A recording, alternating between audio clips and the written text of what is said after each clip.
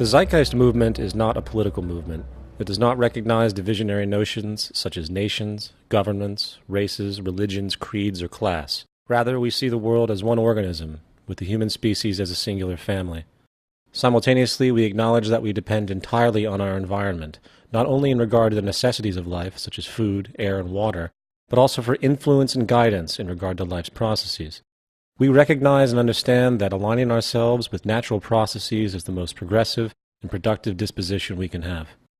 The Zeitgeist movement, in fact, is the activist arm of the Venus Project, an organization which constitutes the lifelong work of industrial designer and social engineer Jacques Fresco. Simply put, what the Venus Project represents and what the Zeitgeist movement hence condones could be summarized as the application of the scientific method for social concern. One of the greatest discoveries of humankind, which has allowed for tremendous advancement in our abilities on this planet, has been the understanding and application of science. Through the humane application of science and technology to social design and decision-making, we have the means to transform our environment into something exceedingly more balanced, organized, humane, productive, and most importantly, sustainable. As many are aware at this time, both our societal integrity and ecological integrity are in serious question. The current economic system is falling apart at an accelerating rate, with the prospect of worldwide unemployment and destabilization occurring possibly on the largest scale ever seen. Simultaneously, we are courting the point of no return in regard to the destruction of the environment. Given the current state of affairs, many of which will be addressed in the first part of this presentation, the viewer should find that we not only need to move in another direction, we have to. In order to understand where we are and how we have gotten to this point in history, we need to address those societal attributes which have greatly affected our social conduct. The most important observation in this regard is our use of a monetary system. In this section, we are going to address the mechanisms of our world monetary system, pointing out the consequences this type of organizational structure has produced. These consequences include 1. The need for cyclical consumption, denoting the economic requirement that products and services are perpetually bought and sold regardless of quality and waste. 2. The abundance of scarcity, denoting how resources, goods, and services are deliberately made scarce to ensure profitability within the supply and demand equation. 3. The priority of profit, denoting the vast corruption commonplace in the world due to the need to generate income. 4. Fiscal manipulation, denoting how the central banking systems of the world work to control the economy for the benefit of their corporate constituents and establishment power. 1. The need for cyclical consumption. The roles of people in a monetary system are basically broken into 3 distinctions: the employee, the employer, and the consumer. The employee performs tasks for the employer in exchange for a wage or monetary payment, while the employer sells a good or service to the consumer for a profit, another classification of monetary payment. In turn, both the employer and the employee function as consumers, for the monetary payments they obtain are used to purchase goods and services relevant to their survival. This act of purchasing goods and services is what allows the entire system to perpetuate, thus allowing for the employer and employee to make money and thus continue consuming. In other words, it is the requirement of perpetual or cyclical consumption that keeps the entire economy going. If consumption was ever to stop, the whole system would collapse.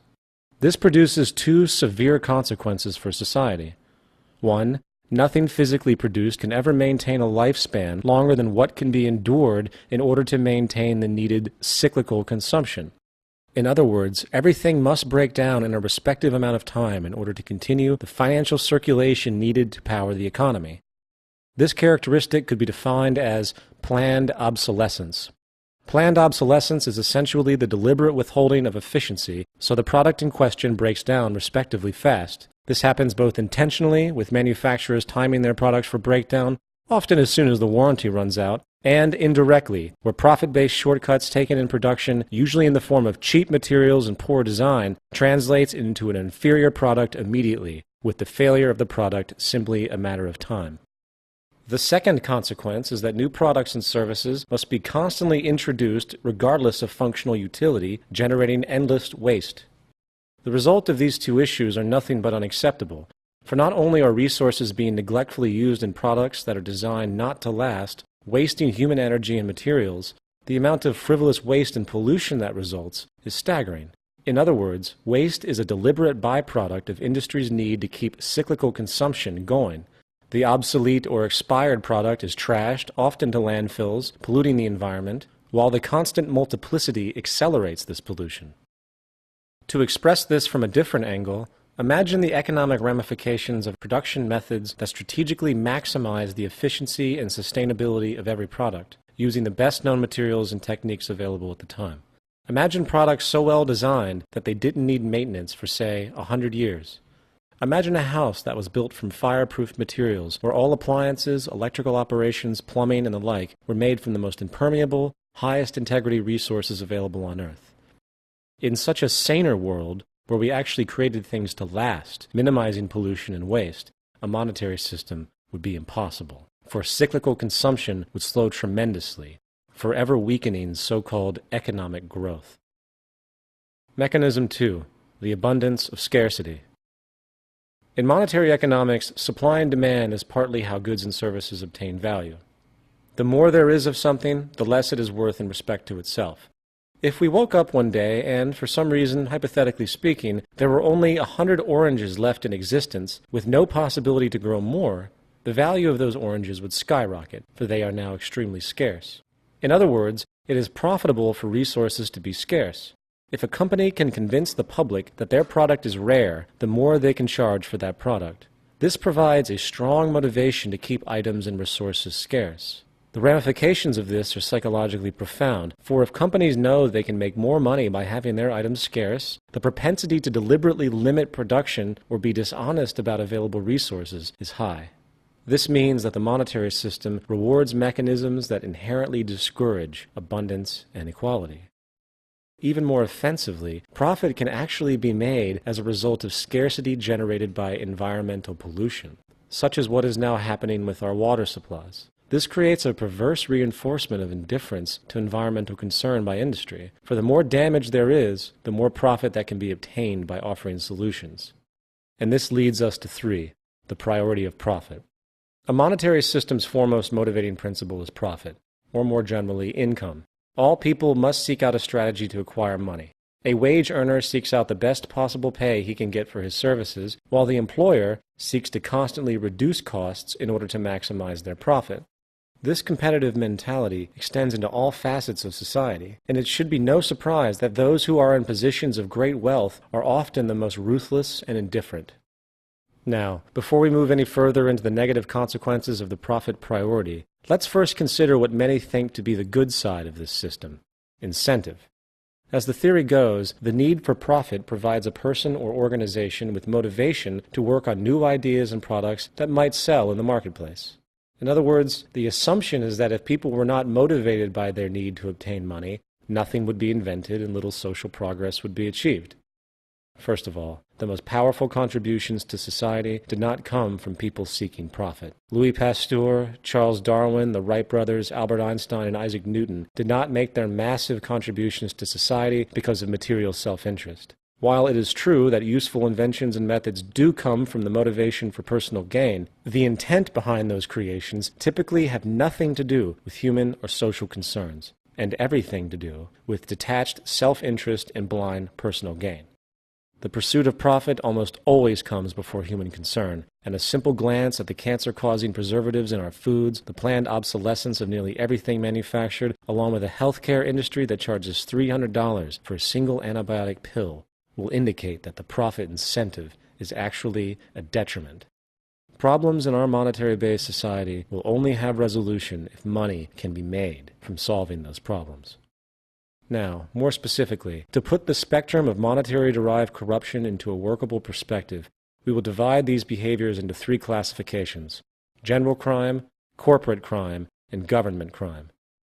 General crime in a monetary system ranges from petty theft to illegal sales to fraud to violent robbery.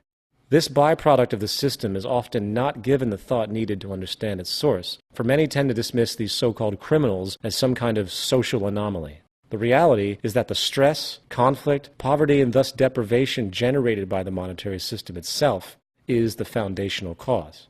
In the 1990s, a research project called the Merva Fowles Study was conducted, which found powerful connections between unemployment and crime. They based their research on 30 major metropolitan areas with a total population of over 80 million. Their findings found that a 1% rise in unemployment resulted in a 6.7% increase in homicides, a 3.4% increase in violent crimes, a 2.4% increase in property crime. During the period from 1990 to 1992, this translated into 1,459 additional homicides, 62,607 additional violent crimes, and 223,500 additional property crimes.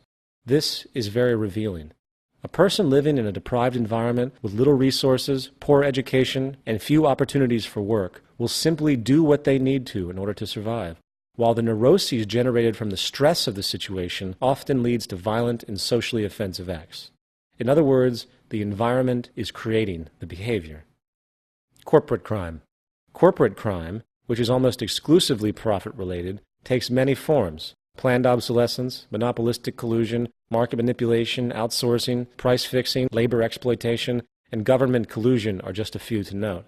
From Enron's deliberate shutting down of California's power plants to boost its energy stocks, to the Bayer Corporation's knowing distribution of HIV-tainted drugs, it should be clear to most people that corporate crime is constant and oftentimes much more insidious than general crime, for the repercussions tend to affect very large groups of people.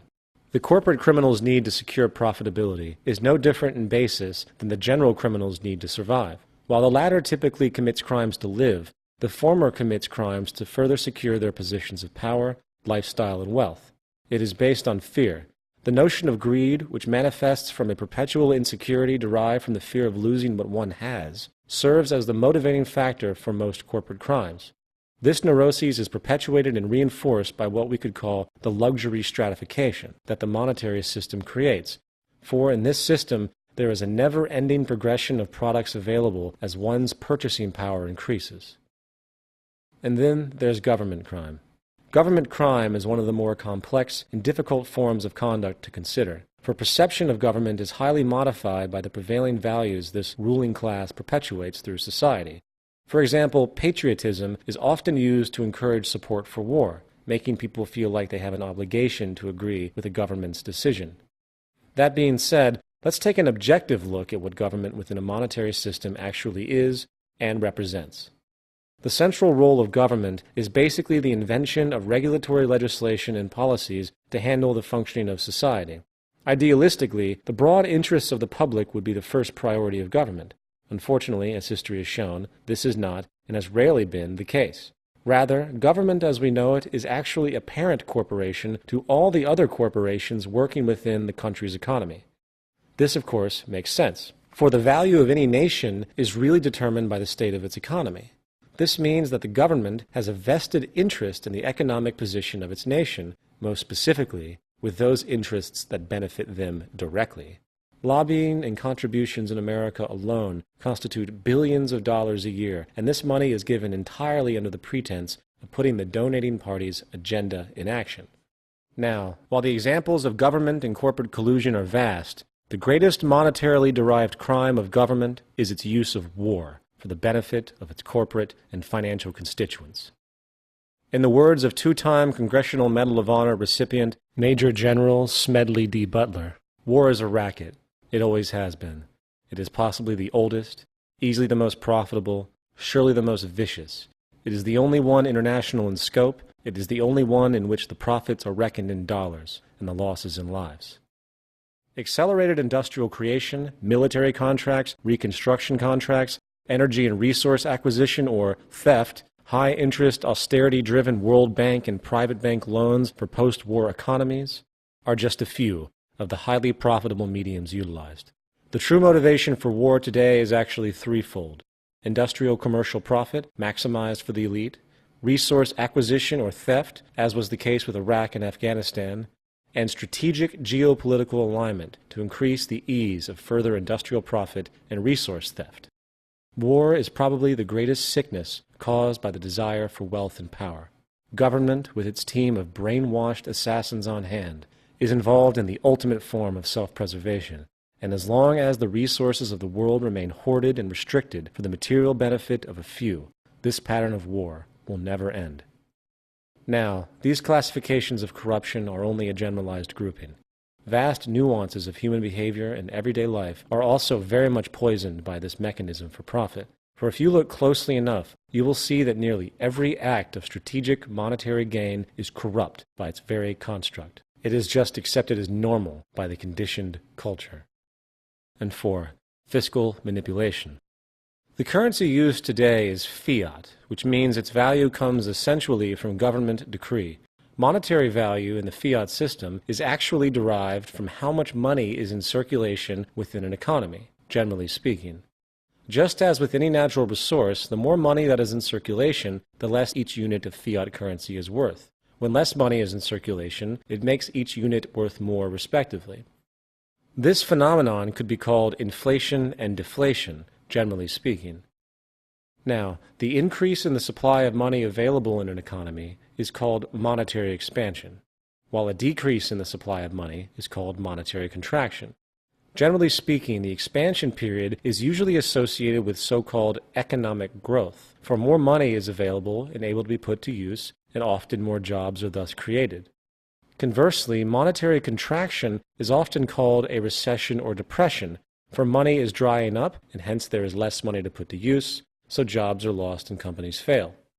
Economic growth is typically defined as the increase in the amount of the goods and services produced by an economy over time. However, let it be understood that economic growth is really a zero-sum game. There is no such thing as true economic growth in and of itself, for the underlying mechanism is based almost entirely on the amount of liquidity or money in the system. In other words, if I counterfeit $100 million and give it to you to start a business, and you buy and fix up an old building, hire a team of employees, and start to produce a product that the public buys, this would be considered an expansion of the economy. You have invested in real estate, increased the employment rate, and created new products that others buy, therefore exciting the circulation of currency, hence the consumption cycle. Now, what if the authorities found out that all the money you had used was actually counterfeit, and thus they shut down the whole operation? This would be a contraction of the economy, for the money thus vanishes. Your employees would be laid off, the building foreclosed upon, and the production halted. One should ask, what was the real growth? If the increase or expansion in the supply of money can result in the creation of jobs and production, while the decrease or contraction results in the loss of jobs and production, what exactly was gained and lost? What was the point? Let's now consider how money is created and regulated by the government and its central bank. For this example, we will use the United States and its central bank, the Federal Reserve.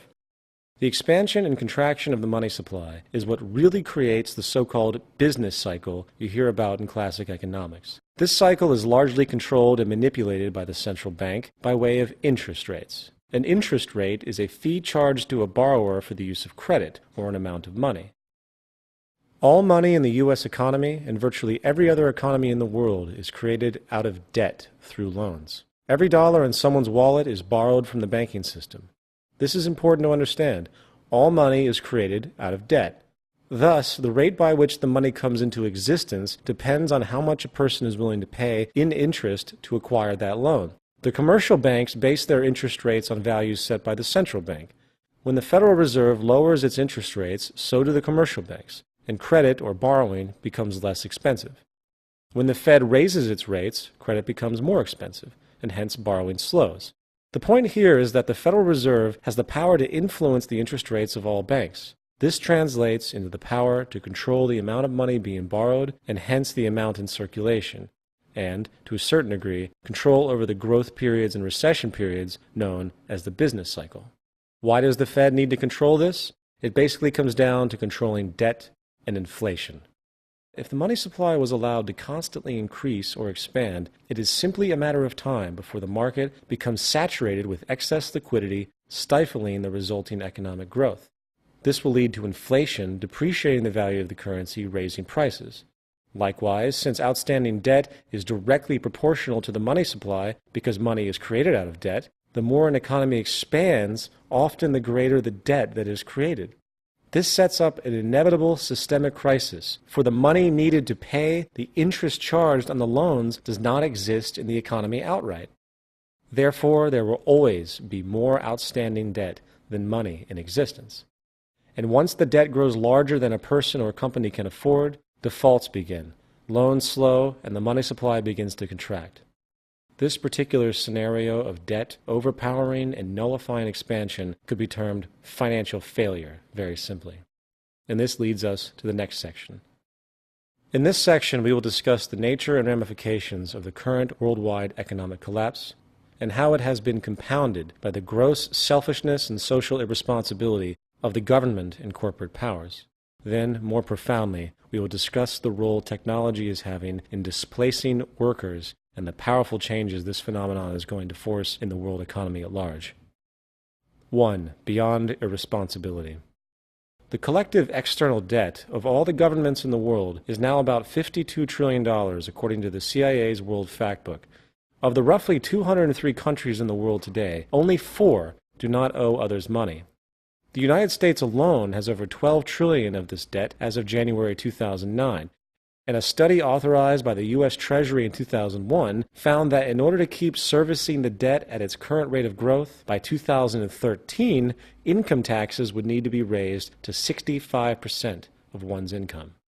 The whole world is basically bankrupt. But how? How can the world as a whole owe money to itself? Obviously, it's all nonsense. The monetary system is nothing more than a game. Those in positions of social power alter the rules of the game at will. The nature of those rules are guided by the same competitive, distorted mentalities that are used to compete in everyday monetary life. Only this time the game is rigged at its root to favor those who actually run the show. For example, if you have $1 million and put it into a CD at 5% interest, you are going to generate $50,000 a year simply for that deposit. You are making money off of money itself. No invention, no contribution to society, no nothing. That being denoted, if you are a lower or middle class person who is limited in funds and must use credit cards and get interest-based loans to buy your home, then you are paying interest to the bank, which the bank is then turning around and using, in theory, to pay the person's return with the 5% CD. What the bank is basically doing is stealing from the working poor to pay the leisurely rich. Simply put, the social stratification we see in the world today is maintained and guaranteed by the monetary system's underlying mechanisms. That reality aside, let's return to the subject of the so-called business cycle. When money is added to the money supply, that money is then typically put to use for some reason. Very often these reasons include starting a business, buying a home, investing in the stock market, etc. This increase in the money supply often translates into so-called economic growth and hence the boom period of the business cycle. Unfortunately, money cannot be added to the economy indefinitely, for the debt and inflation caused by the expansion will eventually overcome the growth benefits. When problems begin to arise after periods of monetary expansion, such as rising debt levels, slowing people's desire to take on new loans, the central bank and government regulators have basically 2 choices. They can either 1. Attempt to continue the expansion by infusing even more money, often by lowering the interest rates, making credit cheaper, or 2. Let the contraction, hence recession, run its course, raise the interest rates, and bring the economy back to some kind of equilibrium. As far as history is concerned, the pattern has been for them to do both, basically with the idea being to ease the recession by increasing liquidity. The reasoning is simple. It is politically unpopular for the ruling class to have unemployed, poor citizens. This can lead to contempt for leadership and instability. Therefore, there is always the game of placating the public with false security in order to avoid the truth coming out about the inherent dysfunctionality of the monetary system itself. The result of this easing of the contraction simply delays the inevitable, and since the U.S. government has eased virtually every contraction period since the Great Depression by infusing more money into the system, a doomsday scenario likely awaits. The big contraction, and it might be happening right now. As noted earlier, money cannot be added into the economy indefinitely, for the debt and inflation caused by the expansion will eventually overcome the growth benefits. This is what is now happening on a massive scale, and no intervention to ease this crisis is likely to work. Why? Mainly because the debt levels are way too high. The total debt of the U.S. government plus its citizens' private debt was about $53 trillion in 2007. This is simply an absurd amount of debt. The total U.S. money supply, M3, was only about $12 trillion in 2007, while the annual GDP of the U.S. was only about 14 trillion. Unfortunately, there is very little the U.S. government can do to stop this large contraction if they adhere to the tenets of the monetary system. Even with the insertion of tens of trillions of dollars, it cannot compensate for the imbalance. Plus, if they did this type of liquidity injection, the result would simply exaggerate the stagflation we are now seeing, where inflation and economic stagnation occur simultaneously. 2. The ultimate outsource. Now, in response to these issues, very often people suggest monetary reform as the solution. These suggestions often include going back to the gold standard, outlawing interest, shutting down the Federal Reserve, giving the power of printing money back to the government, etc. While these reforms and others all pose logical merits to a certain degree, they do not recognize an overshadowing, little discussed phenomenon that has accelerated since the 20th century, nullifying the monetary system in and of itself: the replacement of human labor with machines. At the core of the economic system itself is the mechanism of labor for income. Our entire economic system is based on human beings selling their labor as a commodity in the open market. If humans do not have the option to work for a living, then the monetary system as we know it is over. No one can buy goods if they don't earn money. Companies cannot afford to produce if the consumer has no purchasing power to buy anything. As John Maynard Keynes disdainfully pointed out, we are being afflicted by a new disease, of which some readers may not yet have heard the name, but of which they will hear a great deal in the years to come, namely technological unemployment.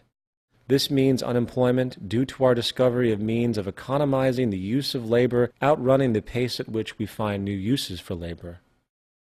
While politicians, business leaders, and labor leaders bicker over issues they claim are responsible for the growing unemployment in the world, such as foreign company outsourcing or immigrant labor, the real cause is going unaddressed in the public debate, and that is technological unemployment. Since market capitalism is built upon the logic of reducing input costs to increase profits, the inclination to replace human labor whenever possible by machine automation is a natural progression of industry. After all, a machine doesn't need to take breaks, it doesn't require health insurance or benefits, and it isn't a part of a demanding labor union. A simple glance at U.S. historical labor statistics by sector shows the pattern of machine automation replacing human labor definitively. In the agricultural sector, almost all traditional workflow is now done by machine. For example, in 1949, machines did 6% of the cotton picking in the South. By 1972, 100% of the cotton picking was done by machines.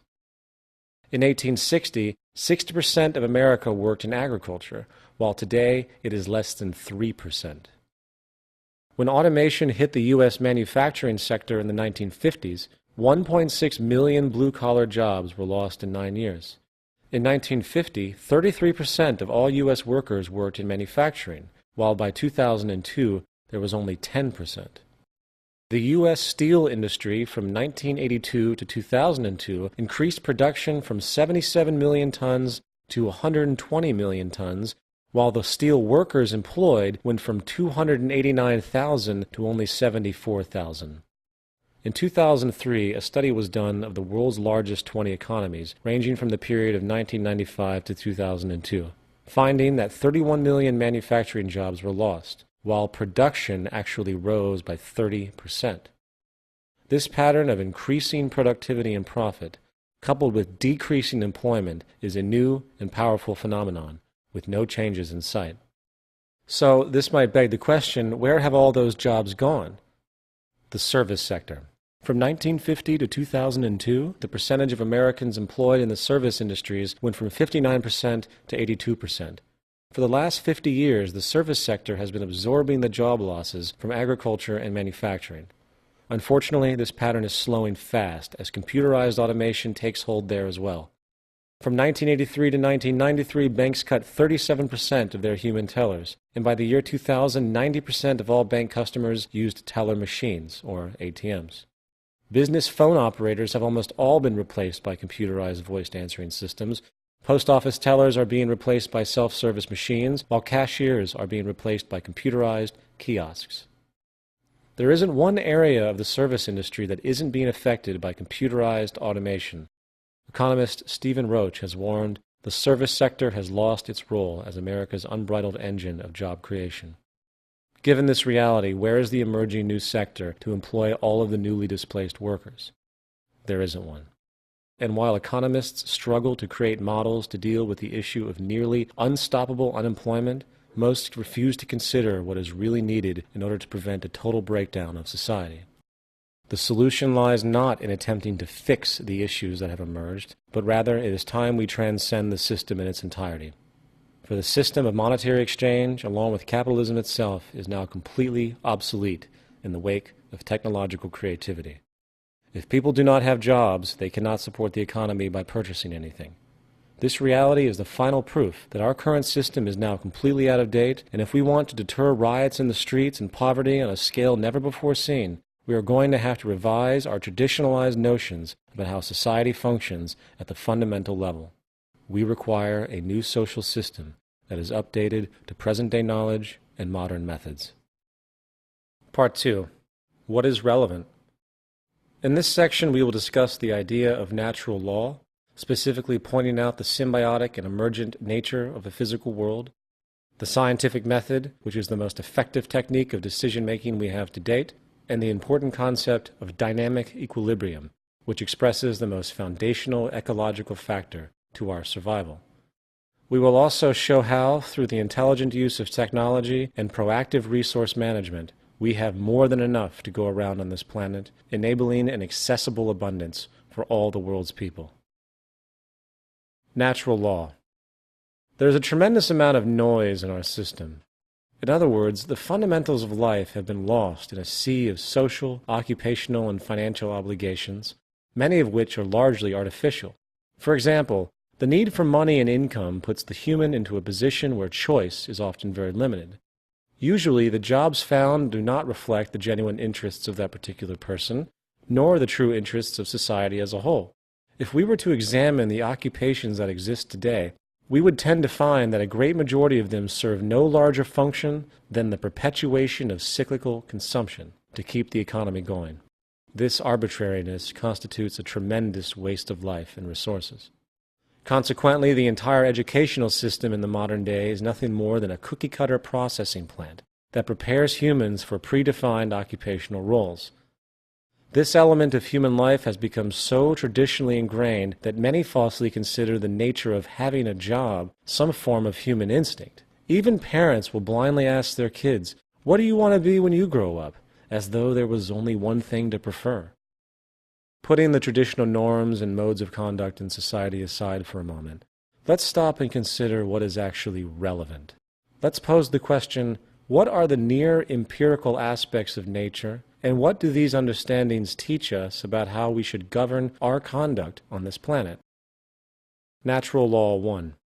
Every human needs adequate nutrition, clean air, and clean water, and therefore must respect the symbiotic environmental processes relevant to those needs. Most people today do not understand or consider the interconnectivity of nature and the chain of processes by which our food, air, and water currently come about. However, if we recognize, examine, and learn from these processes, a logical train of reasoning coupled with suggestive inference will guide us to more appropriate human behaviors that will help fulfill our needs. For example, water and air are naturally abundant planetary resources that only require that we, the human population, maintain them and preserve their sources. Sadly, our impulsive, narrow-sighted profit system has seen to it that usable water is now approaching crisis scarcity, for industry continues to pollute the system at every turn. In the United States alone, about 3 million tons of toxic chemicals are released into the environment a year, contributing to birth defects, immune system disorders, cancer, and many other serious health problems. The symbiotic relationship of natural processes has a built-in frame of reference, which is accessible by understanding how the world actually works via scientific investigation. Very simply, our behavior should be guided by the priority of seeking the highest optimization of circumstances that preserve and maximize the abundance and quality of our necessities of life. Sadly, this is not happening. The fact is, our sustainability is under severe threat by the current methods we are using. The monetary system continues to operate with the interest of short-term gain at the expense of long-term destruction. As natural law denotes, we need high-quality air, food, and water to live. Therefore, we must overcome any practices which disturb or create the propensity to disturb the symbiotic environmental processes which keep our basic needs in order. If we don't, the consequences of our violation of this law could put us past the point of no return environmentally, and thus the survival of the human race will be in question.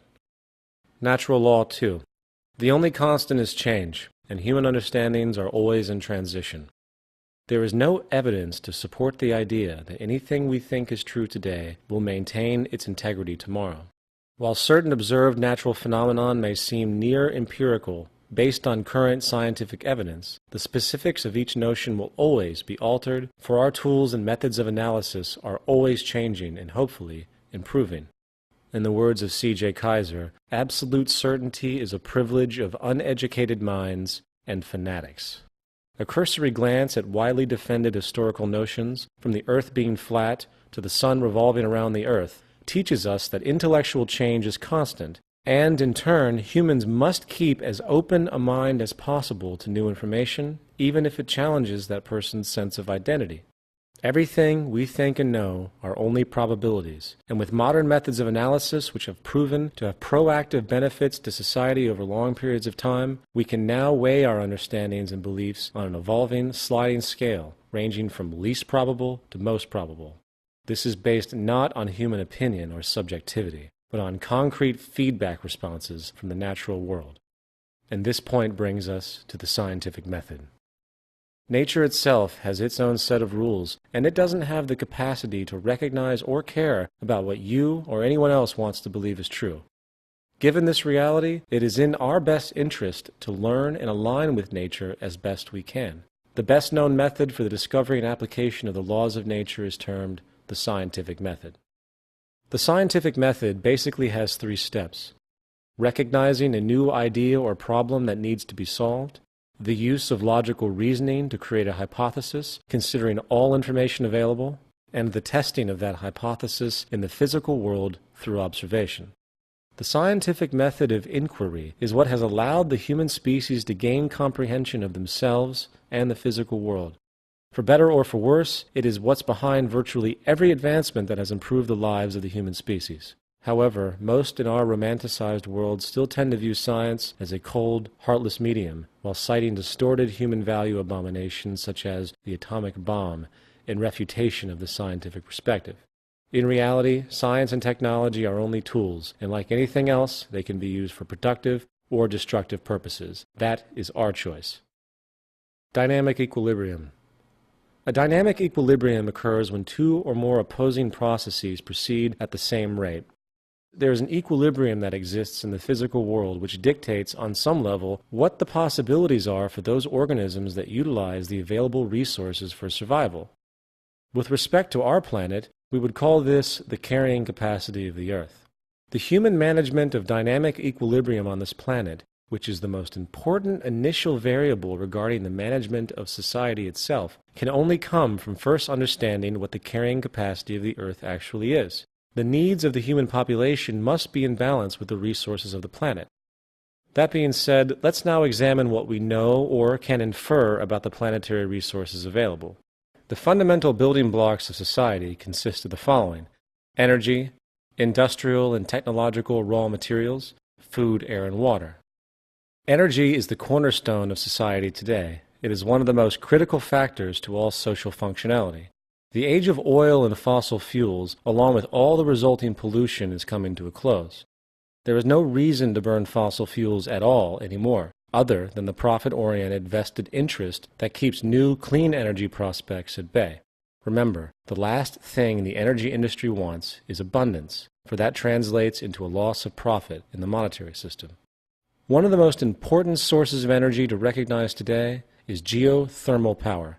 According to a 2006 MIT report, about 2,000 zettajoules of power is currently tappable worldwide. The total energy consumption of all the countries on the planet is only half of a zettajoule a year. This means about 4,000 years of planetary power could be harnessed immediately in this medium alone.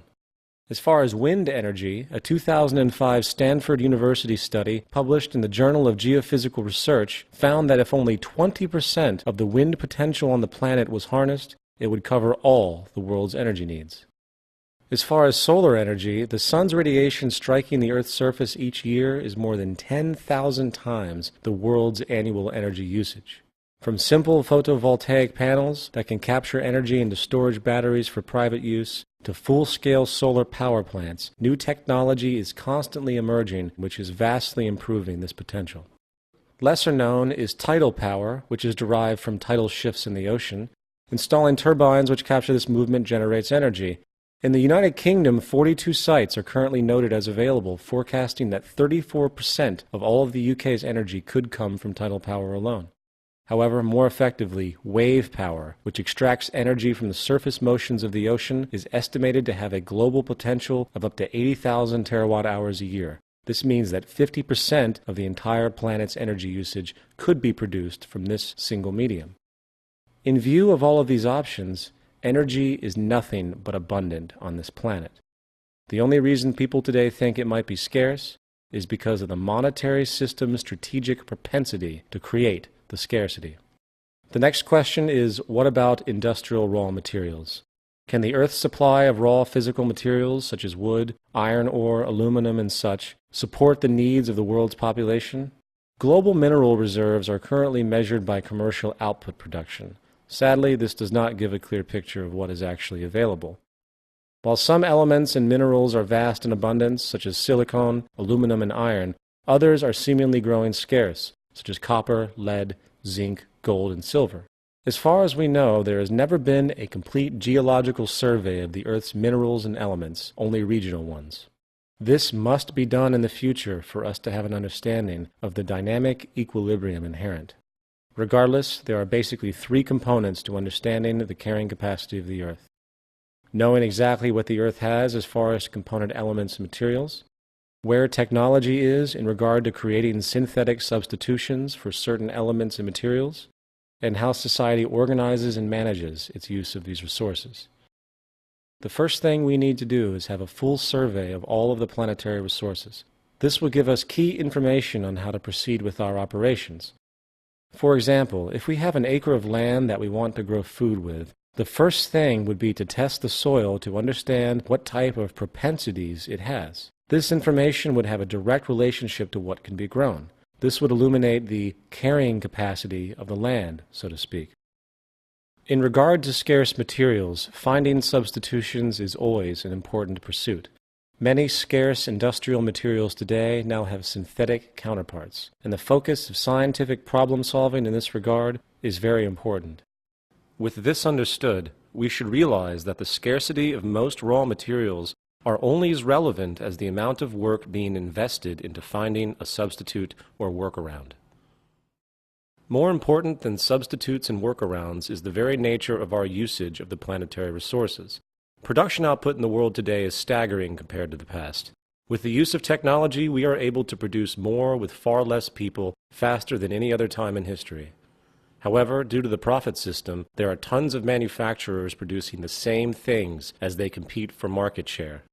As noted before, the world's people function within a monetary system that rewards scarcity, planned obsolescence, waste, pollution, and multiplicity. The true cause of scarcity on the planet has less to do with the available resources and more to do with our wasteful and exploitive modes of conduct. Virtually no regard is given to conservation or strategic use until it is too late. In a saner society, the raw materials of the planet would be assessed, industry would be organized as a whole to produce in relationship to what was available, and each item produced would be designed to last as long as possible, causing reduced industrial output and hence resource preservation. Now, when it comes to food production and water preservation, the same monetary system problems of pollution, cost-cutting processes, and scarcity come into play. Water covers 70% of the Earth's surface. Technological advancements such as desalination processes can make fresh drinking water both from seawater and even brackish sources using reverse osmosis. This is yet another example of how technology is just as much a part of resource management as resources themselves. The idea that usable water is scarce is true only in relationship to the limited methods we are currently using, coupled, of course, with the gross industrial pollution that goes on daily. Food production is also expanding within the technological spectrum, creating vast new methods of cultivation. For instance, the Earth's surface is indeed being abused, with its precious topsoil being corrupted by different agricultural methods. According to some reports, we are losing topsoil at a rate of 1% a year, while the National Academy of Sciences has determined that the cropland in the U.S. is being eroded at least 10 times faster than the time it takes for lost soil to be replaced. Fortunately, scientists have devised a new form of soilless agriculture called hydroponics. This powerful new medium leaves a sea of options for the human population, for not only in compensating for the damage we have caused, but also by expanding the possibility of when and where food can be grown. With hydroponic agriculture, we could theoretically grow food in the middle of the desert with proper irrigation or by tapping down to the water table. The bottom line is that food, air, and water are only as scarce as we decide they are. If we choose to become intelligent and strategic with our production and preservation methods, while taking full advantage of scientific inventions that maximize our production capabilities, reducing waste and inefficiency, we can provide for the planet's people many times over. The starving children of the world are not so because of a lack of available food. It is their lack of purchasing power, not scarcity, which causes the needless deaths of millions a year. The means for social evolution. In this section, we are going to consider more specifically what it is we actually want and need in this world. What do we value in life? While there are many broad opinions in this regard, most people would prefer that they have clean air and water, nutritious food, material abundance, fast, clean, and efficient transportation, irrelevant education, public health care, the end of war, an environment that enables us to constantly improve our abilities, human extensionality, reduced stress, and reduced crime. We would consider these necessities and aspirations our goals. With our basic goals denoted, we must then think about the methods to be used in order to accomplish those goals. Unequivocally, the scientific method is the most powerful tool we know.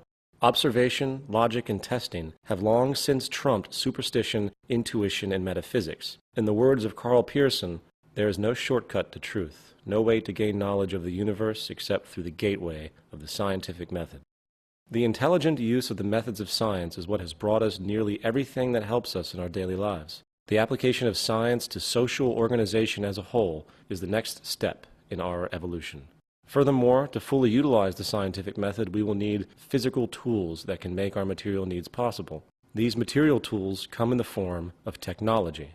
From a simple hammer to a high-tech, fully automated production plant, technological invention continues to ease production methods while also consistently making what was once deemed impossible, possible. The history of technology has shown tremendous accelerating development. Coupled with the scientific method of thought, the technological tools currently at our disposal have the ability to dramatically change humanity in ways most would find too fantastic to be true.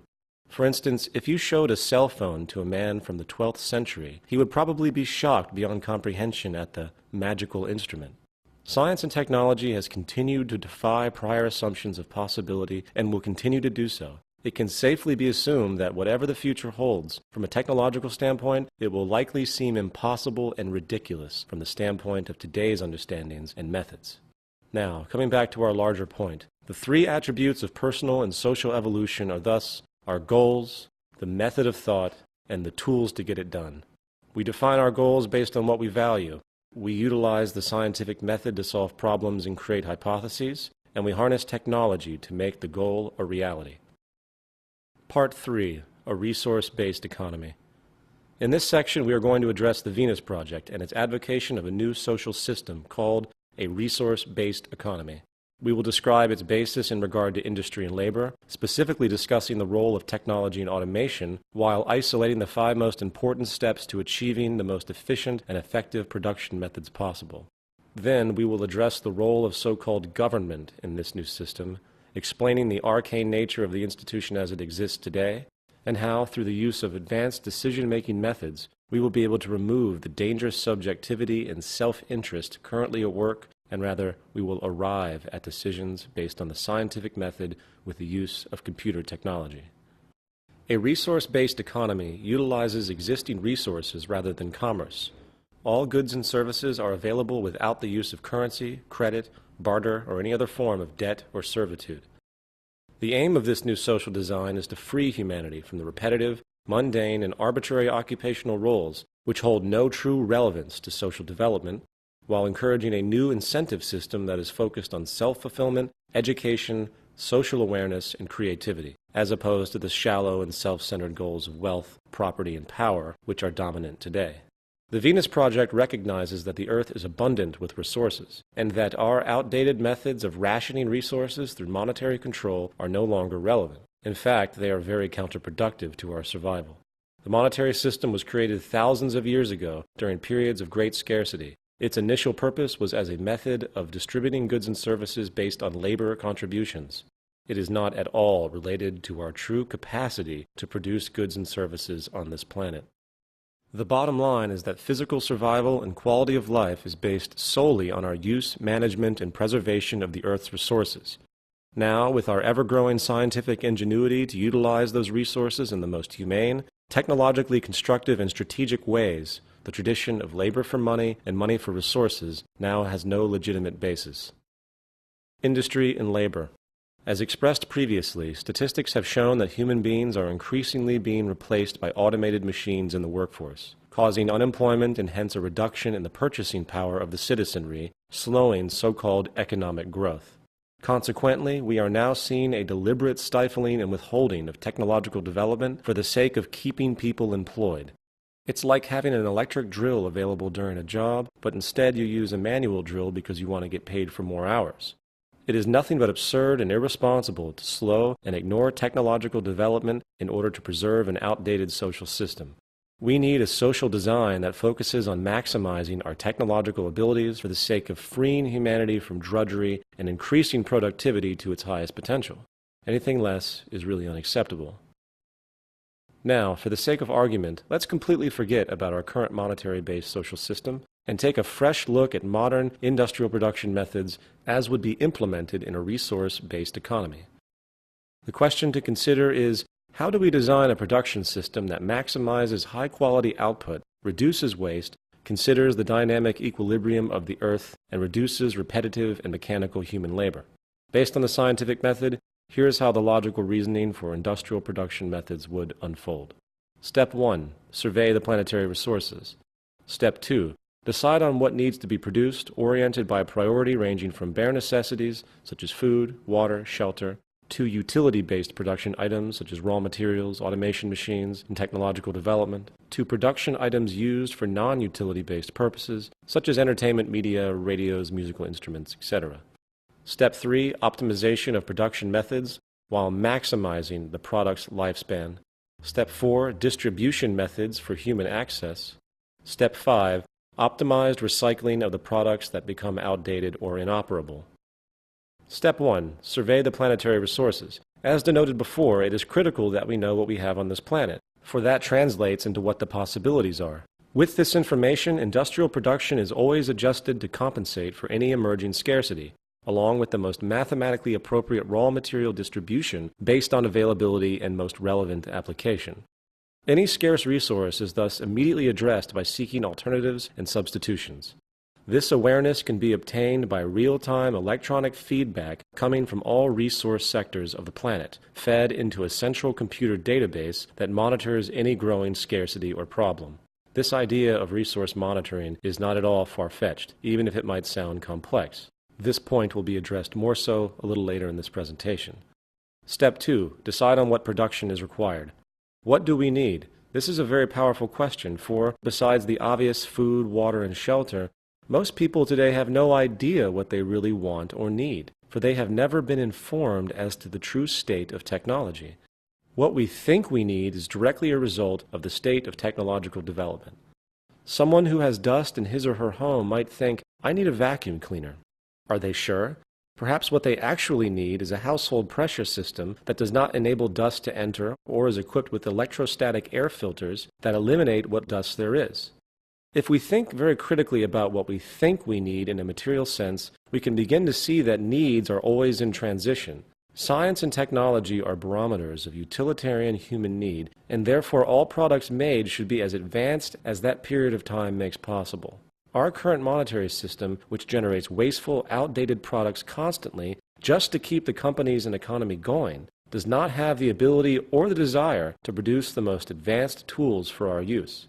This is because the majority of the products produced today would not exist if society focused on what would best serve the needs of society itself. Step 3.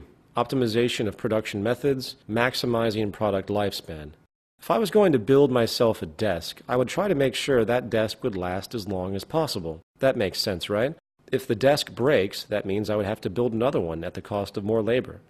It would seem logical that everything produced in society would have the longest possible lifespan that is technically possible. Sadly, the exact opposite occurs in our current system. For, as previously discussed, the monetary system thrives on multiplicity and planned obsolescence. Without it, the whole economy would collapse. In a saner world, we would make things that last.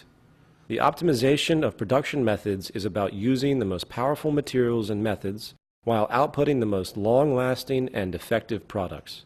Furthermore, human labor is not only currently being replaced by machines because it is more cost-effective in the profit system, machine labor is actually much better than human labor, and output statistics have shown this continually. This, of course, should be of no surprise. For a machine does not get tired, and it is always more accurate and consistent than a human mechanically.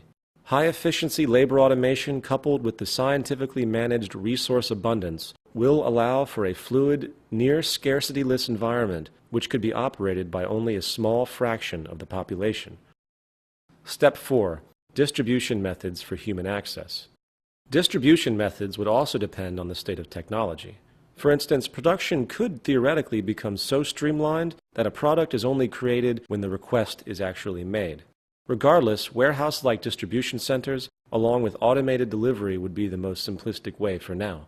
Also, since there is no money used in this system, there is little need for a person to hoard their items, and there is also no reason for a person to steal something that is available to everyone, and they certainly couldn't sell it.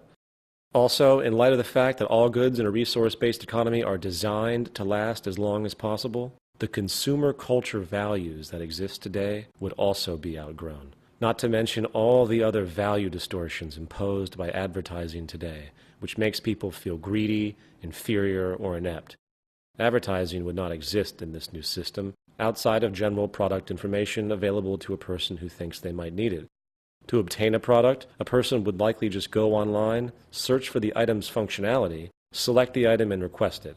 It would be available for pickup or delivery soon after. Step 5. Optimized recycling of the products that become outdated or inoperable.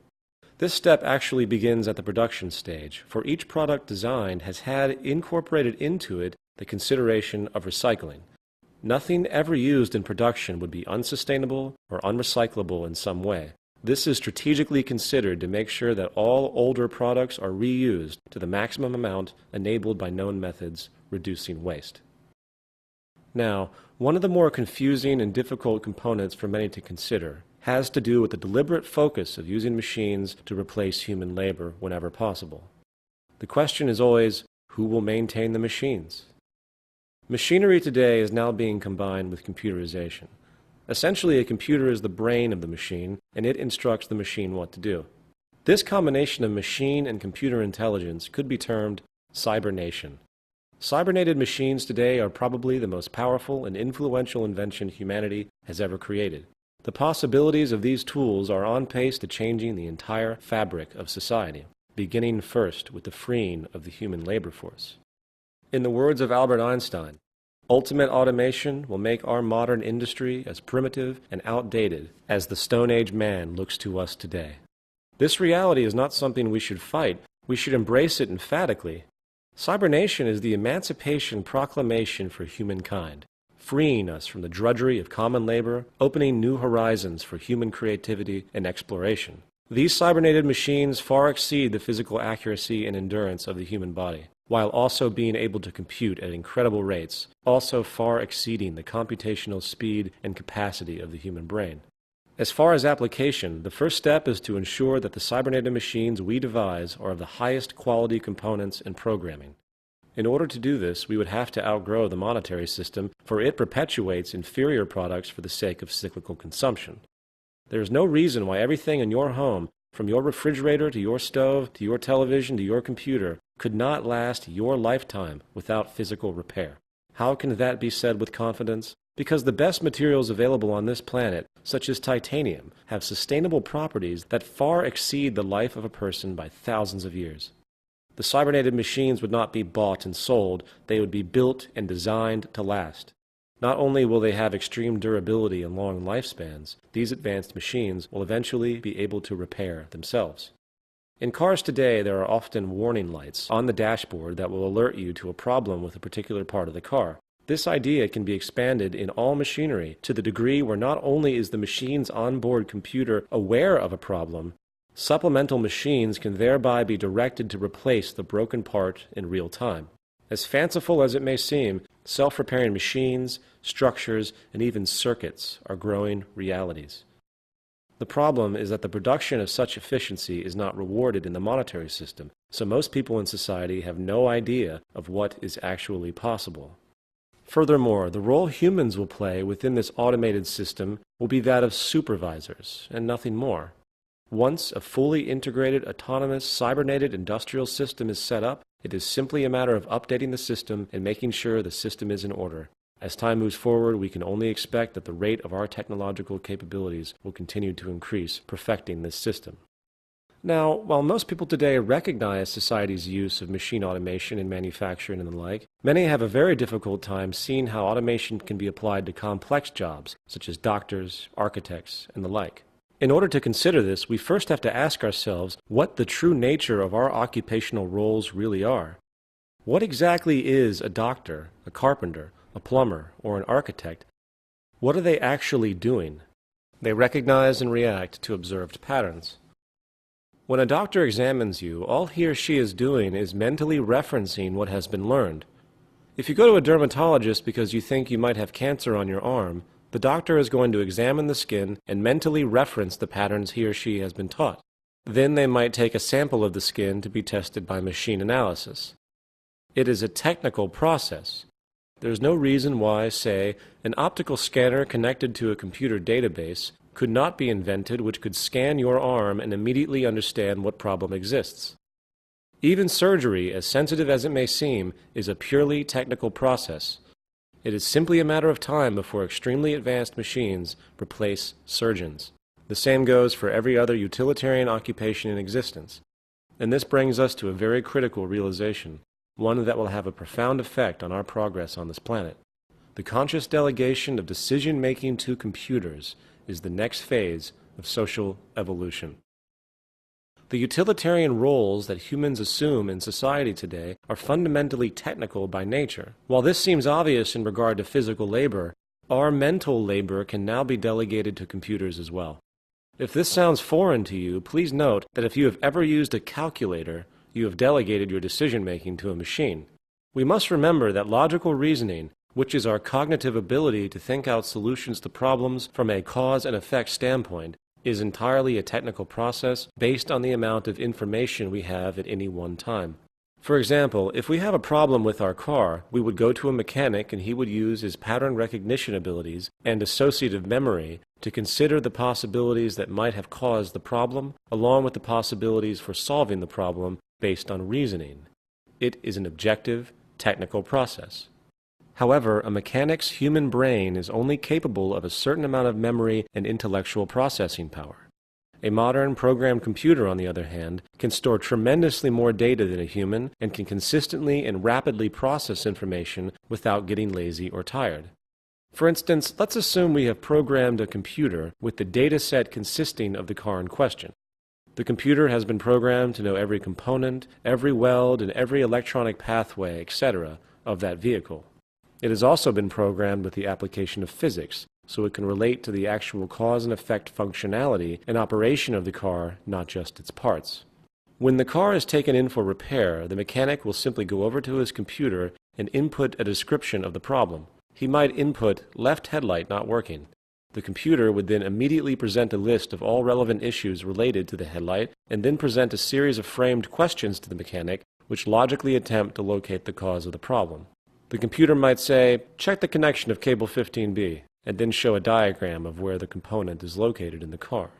If the mechanic finds that isn't the problem, he inputs that new information back into the computer, and the computer goes to the next logical possibility. The computer is really making the decisions. The mechanic is just orienting its focus, just like a calculator. The bottom line is that there is really no area of human operation that cannot be extremely perfected by delegating decision-making processes to computer intelligence. The fact is, the only thing that now separates us from machines on a cognitive, utilitarian level is our ability to create complex associations in our mind. No computer today has yet to respond effectively to being asked a complex question in the English language or any language. It requires that the language be transformed into one that it is programmed to understand, such as mathematics. However, new technological fields, such as artificial intelligence, are beginning to grow with incredible possibilities for this kind of awareness. In time, complex thought processes once thought could only be accomplished by the human mind will eventually be achieved by computers. With this understood, we will now describe how this new possibility of delegating labor and decision-making to a multifaceted, highly efficient computerized system is what will constitute the replacement of the institution we know of as traditional government. In the words of Dr. Ralph Linton, the tremendous and still accelerating development of science and technology has not been accompanied by an equal development in social, economic, and political patterns. It is safe to predict that such social inventions as modern-type capitalism, fascism, and communism will be regarded as primitive experiments directed toward the adjustment of modern society to modern methods. First of all, government as we know it is a byproduct of environmental scarcity. They are really monetary system creations. Sadly, due to the very nature of their power, history is one constant chain of governmental corruption, from the genocidal slaughter of peoples in opposing nations to the deliberate oppression of a country's own people in order to maintain the established order. Now, government decisions today are based on self-interest, just like the corporations. There will never be such a thing as an ethical government as long as money can be used to influence the decisions of political participants. When we understand that everything in regard to social organization is a technical process, we then see that there is little reason for traditional opinions in the solving of any problem. If a person reads one page of a book and closes it, he or she can easily have an opinion on that book as a whole. If another reads the whole book, they might also have an opinion. Whose opinion would you value more, the person who read the full book or the person who only read one page? In other words, the more information taken into account in the process of decision-making, the more accurate that decision will be. As discussed earlier, computers can now access trillions of bits of information a second across vast informational databases and compute output results near the speed of light. The transfer of decision-making to computers is the next phase of social evolution.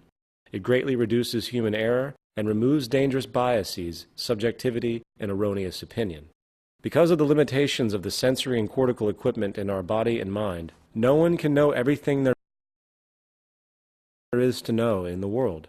Our senses are limited in range. Our eyes can only see a fraction of the electromagnetic field. Therefore, it is a logical progression that we delegate decision-making to machines, for they do not have these restrictions.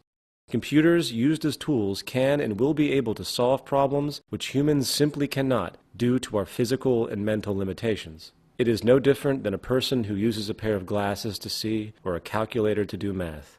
Glasses are a technological tool, an extension of the human being that helps a person see better than they would normally. Cybernetic machines are nothing different. They are nothing more than extensional tools that expand our abilities. The human species has the powerful ability to improve itself through technological invention, and we must realize this and maximize its potential. In a resource-based economy, people do not make decisions. They arrive at them through the use of advanced technological tools that incorporate the scientific method. There is no Republican or liberal way to design an airplane. So why do we use these outdated worldviews to operate society today? When we recognize society as a technological invention, with its component variables really no different than the component variables of an airplane, we then see that our orientation towards so-called government should be purely scientific. Politics is outdated, for its processes are largely subjective, highly influenced by money, and virtually without scientific reference. Government and the concept of the state will eventually be outgrown entirely and replaced by an objective system of global resource management and technological organization. Government thus becomes a cyberneted system, which is intimately combined with industry and is only responsible for the production and distribution of goods, along with resource and environmental management. Generally speaking, the components of this new system would be as follows. 1. A central computerized database containing catalogs of every known material and every known technical understanding.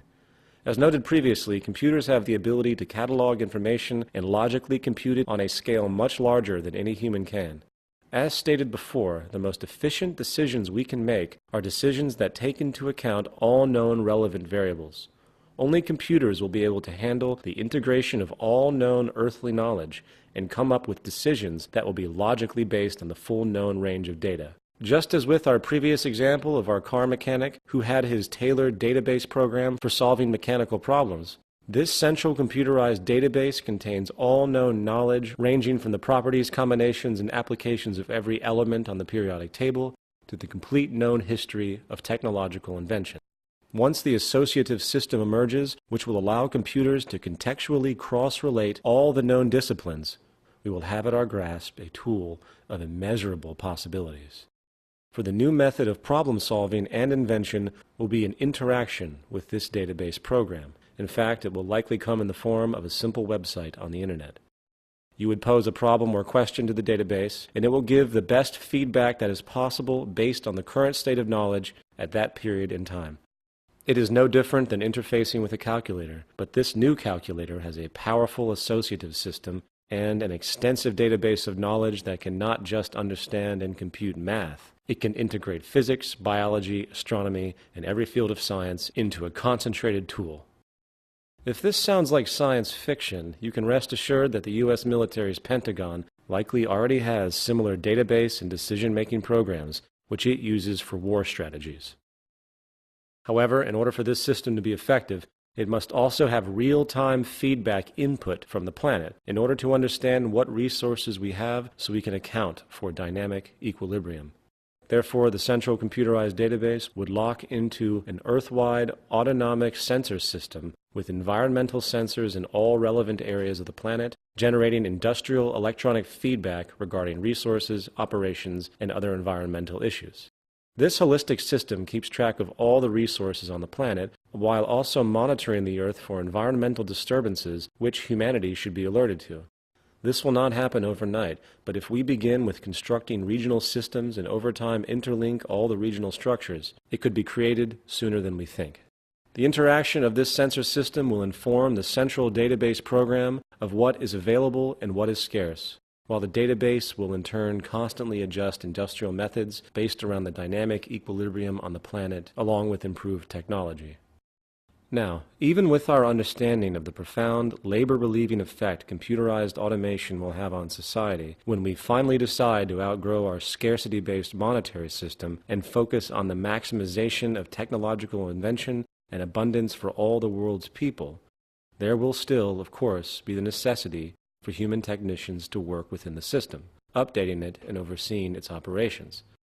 We can consider them interdisciplinary teams. Interdisciplinary teams of technicians oversee the system and help orient research projects to continue growth, efficiency, and social evolution. In an optimized version of this system, no more than 5% of the world's population would likely be needed to run the show. The more optimized and powerful our technology and methods become, the more that number decreases. They would simply work in scientific fields relevant to the functionality of society. Of course, many who hear this often ask, what about democracy? How do I participate in this system? Do we elect the interdisciplinary teams? In a resource-based global economy, the traditional concept of politics, elections, and the like has no relevance or basis. While this notion scares a lot of traditionally minded people, it must be reiterated that our problems in life are technical and are relative only to humanity as a whole. We must also face the fact that so-called democracy in today's world is a complete illusion. It always was. People think they have choice in our current system because they can press a button on a voting machine and put some pre-selected person into power. Once that person is in power, the public then has no say. Did you vote for the space program? Did you vote for the cabinet of a new president? Did you vote for the tax cut? Did you vote for where highways or power grids go? Did you vote for the war in Iraq? No, you didn't. The traditional concept of a participatory democracy is a cruel joke. The game has been used to give the public the illusion of control for countless generations, while the distorted monetary powers at the top continue to do whatever they please. There never was a true democracy in any country in history, and there never will be as long as the monetary system is in operation and scarcity is perpetuated. So then, how would a person participate within a resource-based economy? Well, how would you define participation? True participation in society would entail understanding how society technically worked, and then constructively proposing ideas or innovations to be implemented, created, or altered. The first thing a person would do is interact with the central database, which, as denoted before, would come in the form of an internet web page that every person on the planet has access to. They would then input their proposal. The central database, with its historical knowledge and full integration of all scientific fields, would then analyze the concept for its scientific and technical integrity, along with optimizing the materials required, if necessary, based on current understandings and availabilities. If the proposal is initially accepted by the central database, after it examines it for its basic integrity, it would either immediately be put into production, such as would be the case for a desired invention, or it would be turned over to the interdisciplinary teams that oversee the implementation of the new proposal and orient it into the system. The person who submitted the proposal would then become a part of the interdisciplinary team relevant to the idea. These teams would not be fixed, but constantly revolving based on who wants to participate in a given field and what they have to contribute. This is a true election, based on what a person has done, not what they say they will do. Furthermore, the public's fear of traditional corruption will have little basis, for there is no reward for it. The interdisciplinary teams do not get paid in any way, for their worldviews have been expanded to realize that their reward is, in fact, the fruits of the society as a whole, and they contribute because it benefits them directly. While this might sound difficult for those who have been fully indoctrinated into the monetary-based reward system and feel that money is the only incentive there is, let it be known that every day all over the world millions of humans volunteer for the greater good. In a 1992 released Gallup poll, more than 50% of American adults volunteered with no pay for social causes at an average of 4.2 hours a week, for a total of 20.5 billion hours. This is an incredible triumph for the collective human spirit, for even with the sickness of narrow self-interest generated by the monetary system, humans still strive to help each other and give to society without reward. In the future, those who choose to work in the cybernetic industrial system will do so because it is an honor to serve humanity. They will understand that it is in their self-interest in the broadest way to see to it that humanity lives and works together for the greater good. The reward in a resource-based economy would be the continual improvement of society for all. So, participation is open to everyone because all issues are fundamentally recognized as technical. The degree to which a person contributes is based simply on that person's education and the ability to create and problem solve. This is why expanded, relevant education is critical. In society today, the public is always kept uninformed and as dumbed down as possible. This way, the government can maintain control. In a resource-based economy, the goal of the educational system is to produce the most intelligent and aware human beings as possible. Why? Because everyone then has a greater possibility of contributing, greatly affecting our collective social evolution for the better and improving the lives of all. Now, due to the importance of this section, let's recap what we have discussed. Who makes the decisions in a resource-based economy? No one does. Decisions are arrived at by the use of the scientific method, utilizing computers that gain real-time feedback from the environment, along with a central historical database of all known technical information and maintained by revolving interdisciplinary teams. The goal is to increase objective decision-making as much as possible, and when we fully accept that our problems in life are actually technical, the merit of this approach is without parallel. In the end, the only real issues for society in the natural world are 1. The production of goods and services that are equally available to all, 2. Research projects and educational systems to expand our knowledge, understandings, and applications. And 3. The constant monitoring of the Earth's resources and atmosphere for feedback and possible environmental problems. We could address true threats to humanity, such as unforeseen variables like tsunamis, earthquakes, and disease. The only real problems in life are the problems that are common to all humans. Cities and lifestyle. In this section, we are going to extend the tenets of the resource-based economy into one of our most fundamental social inventions, the city, specifically the Venus Project's circular city. We will also discuss how people's lifestyle will change in a resource-based economy, likely with values and goals that are profoundly different from what we see today. In a resource-based economy, the cities are designed to be extremely flexible, allowing for constant upgrades and changes. They are emergent, fully integrated systems designed to evolve like a living organism. Jacques Fresco's innovative, multi-dimensional, and circular city designs would use the most sophisticated resources and construction techniques available. However, it requires a fresh start. Trying to fix our current cities are not worth the time, material, or effort. It is much less problematic and effective to build newer cities from the ground up than to restore the old ones. The circular city permits the most efficient use of resources, travel techniques, and general functionality with a minimum expenditure of energy. The geometrically elegant circular arrangement is designed to allow for the highest standard of living in the most productive and efficient ways possible. For instance, the outermost perimeter of the city is for nature-oriented recreation, including lush gardens and parks for hiking and any other outdoor activity. The next intersection is the agricultural belt, using outdoor and indoor agricultural methods so food can be grown all year round. Continuing in, 8 green areas provide clean, renewable energy sources for the entire city. While these energy sources would be region-specific, often these methods will include geothermal, wind, and solar, while those cities close to water will extend to wave and tidal power. The largest of these green areas is also the residential belt. The residences are constructed by extrusion technology and other methods of high-tech prefabrication. The days of bricks and wood being stuck together are no more. Structures of the future will be near-solid units, extruded as a whole. All homes and apartment complexes are also virtually self-contained systems. For instance, the outer surfaces of these new structures serve as photovoltaic generators, converting solar radiation directly into electricity. The homes are fire-resistant, require little maintenance, and are impervious to water and other environmental influences. Moving in past the residential district are education, science, and research centers, along with production and distribution centers. Automated inventory systems would integrate the distribution centers and manufacturing facilities in a highly coordinated and efficient way. In the center of the city, there is a large dome that contains the central cybernated system, which is the brain and nervous system of the entire city.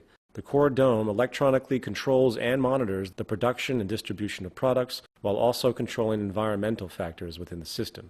For example, in regard to the agricultural belt, electronic probes monitor and maintain the soil conditions, including the water table, nutrient allocation, and other attributes. This method of environmental feedback is applied to the entire city complex. This way, a balanced load economy can be maintained, with overruns and waste eliminated. Waste recycling and other needs are located beneath the surface of the city, always utilizing the most advanced and clean technology. Other city designs would include various land city configurations, total enclosure cities, along with cities in the sea. Regardless, the cities on Earth, in whatever form they take, are all tightly interconnected within a worldwide system. Just as each city has a central organizational dome which functions as the brain, along with its nervous system, consisting of computerized environmental monitoring via satellite and electronic probes, the larger world complex absorbs each city and monitors the broad spectrum of the environment, making sure that there isn't a problem or material resource needed in any of the individual cities, while also regulating larger order processes for all cities and the environment as a whole. Lifestyle. It's important to point out that in our current system, the traditional family is broken, with both parents having to work in order to survive. Monetary economics undermines family cohesion and childcare. Stress is always high due to medical bills, insurance, education costs, employment insecurity, and living costs. In a resource-based economy, the integrity of the family will be returned. Beyond that, the cultural values of society as a whole would undergo profound change. With the monetary system outgrown and the world working together to produce abundance for all the citizens of the planet, activities we appreciate will expand greatly, for the amount of human freedom will be unlike anything we know today. Consequently, one of the more in-depth changes in lifestyle and values will be the way people think about property. In most of the world today, property is a powerful concept, with people often associating their social status to what they own. As stated before, the monetary system requires cyclical consumption to function. This naturally leads to people being manipulated into thinking they want or need a particular good or service. With the powerful tactics of modern advertising, most in the world support an artificial, materialistic value system that entails wanting more and more goods and services, often regardless of the necessity or utility. In a resource-based economy, the monetary system will no longer pollute the human mind via its manipulative arm, advertising. The endless sea of billboards, media commercials, magazines, and the like will no longer poison the landscape or our perceptions. This will cause a dramatic shift in what we find important and hence change our lifestyles. More to the point, in a resource-based economy, there is no reason for property. Property is an outgrowth of scarcity. People who had to work very hard to create or obtain a product or resource in turn protected it because it had immense value relative to the labor entailed along with the scarcity associated. Property is not an American or capitalist idea. It is a primitive mental perspective generated from generations of scarcity. People only claim ownership because it is a legal form of protection. In a system of abundance without the need for money, the idea of ownership becomes irrelevant. In this new system, no one owns anything. Instead, everyone has unrestricted access to everything. Ownership is a massive burden. No longer will a person need to live in one place. One could travel the world constantly. Anything needed is obtained without restriction. There is no reason for abuse, for there is nothing to gain. You can't steal things that no one owns, and you certainly couldn't sell them. Household items would be obtained through central distribution in the cities, while recreational items are available on call or near the location of interest. For example, if you go to a golf course, you would select on site your clubs from the most effectively designed models available. You use them, and then you return them. If you decide to keep the clubs, go ahead. That's your burden. For why would a person want to transport, maintain, and store golf clubs when they can always have access to them and return them on site? Our homes today are full of stuff that we hold on to because of the supposed value they maintain. This waste will no longer be needed. In this economic model, the city, or in fact the entire world, is really your home. If you require an automobile for whatever reason, the car is made available for you. When you get to your destination, the satellite-based driving system will automatically make the car available for others to use, as opposed to sitting in some parking lot, wasting space and time. In society today, the need for property results in extreme product overlap and redundant waste. It is much more intelligent to create a universal shared system, for it dramatically reduces waste, redundancy, and increases space and efficiency. Human behavior.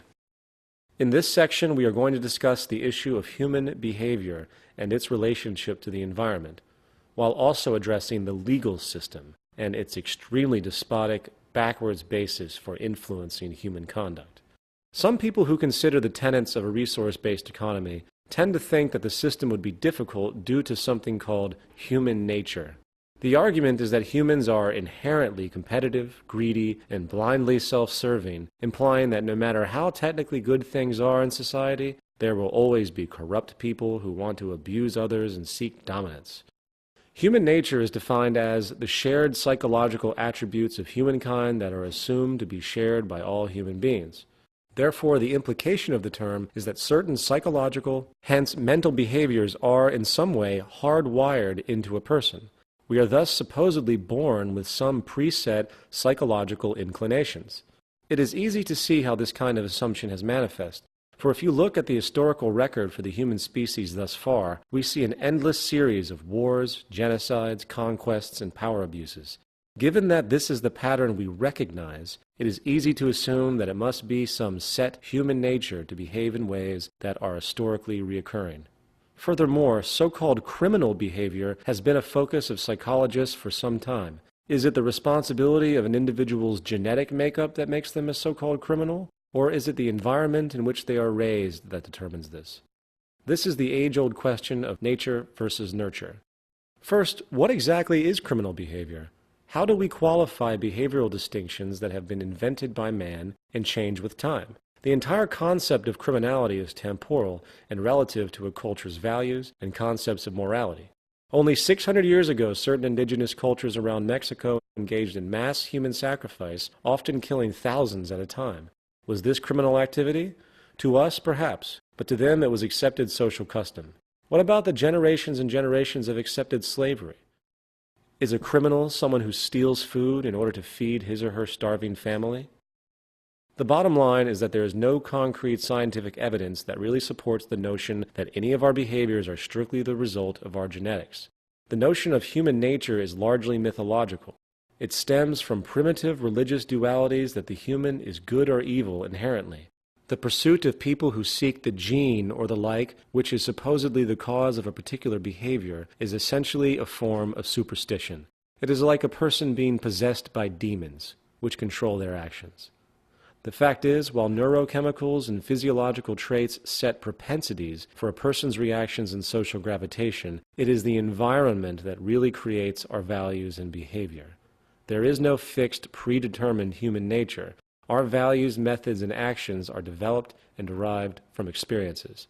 A Chinese baby taken at birth and raised in a British family in England will develop the language, dialect, mannerisms, traditions, and accent of the British culture.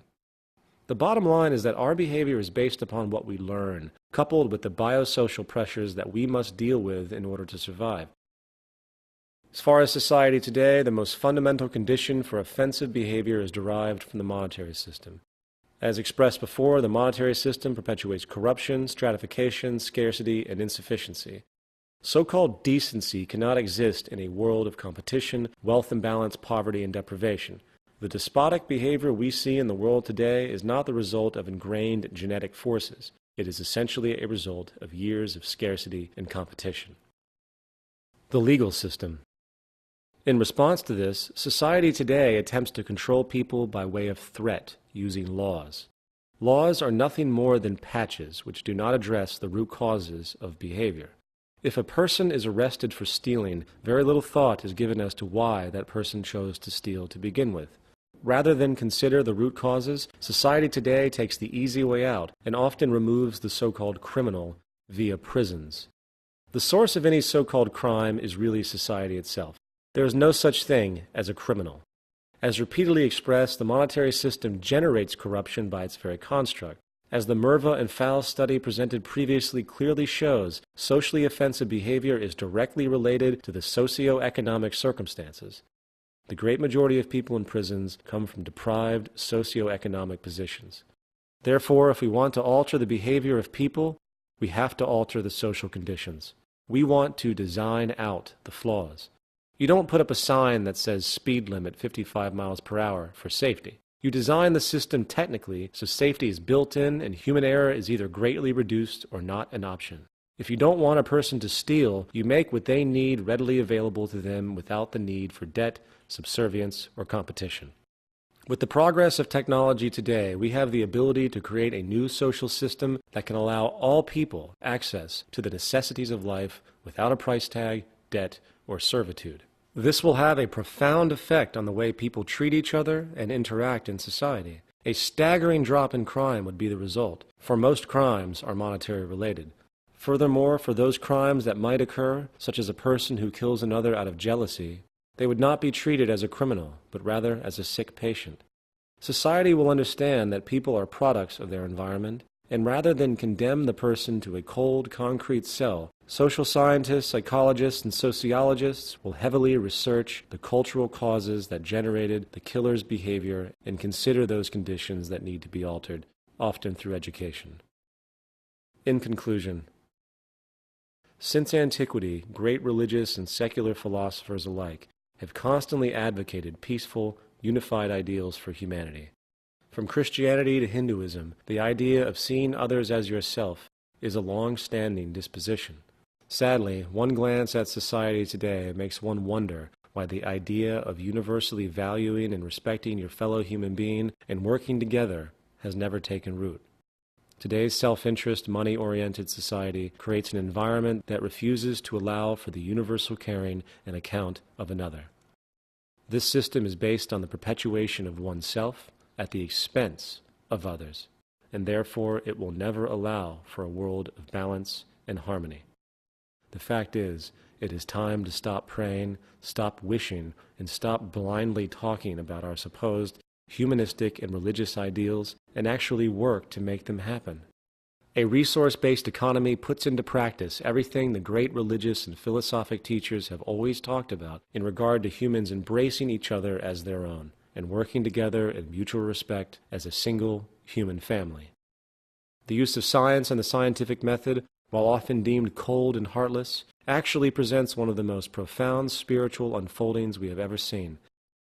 While many people look with great awe and respect upon figures like Mother Teresa and her selfless nature, few tend to see Alexander Fleming, the man who discovered penicillin, in the same romanticized way. Penicillin has saved countless more lives today than any charitable idea or organization. The point is that science and technology are divinity in action. We cannot wait for some divine revelation or some great man to guide us. We must realize that we are on our own on this planet, and it is up to us to change the world for the better. It is time we stop pontificating and providing lip service to those spiritual values which religious and secular philosophers have been discussing for millennia and finally put them into practice. Science is the tool for this functional spirituality, and if we work to apply its methods for the betterment of civilization itself, we can reach the spiritual goals we have sought since antiquity.